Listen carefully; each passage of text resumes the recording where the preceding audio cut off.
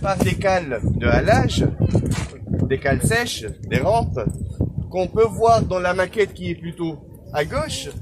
Et on peut voir également si par la suite, si vous voulez monter par l'intermédiaire de cette rampe et aller jusqu'au là, vous pouvez voir une restitution de l'une des cales de halage par un spécialiste britannique dans les années, c'était aux années 70, Henry Hurst, et qui a essayé de reconstruire ou restituer l'une des cales de halage à cet endroit.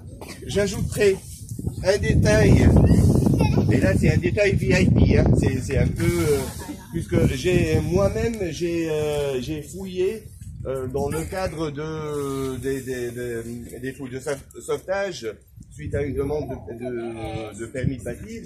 Donc ça nous a permis de fouiller l'une des maisons qui est en face. Et dans cet endroit, on a identifié, on a pu découvrir une deuxième cale de halage qui est à disposition radiale. Et donc on sait maintenant que sur les deux rives de ce côté-là, on a les cales de halage sont sur les deux rives. Donc on peut récupérer les nefs, que ce soit du côté ouest ou du côté est du rivage du port. Ici on est sur le temple alexandrin, du type alexandrin, octogonal. À votre droite ou derrière vous, le deuxième temple rectangulaire qui daterait probablement du 3e siècle après Jésus-Christ.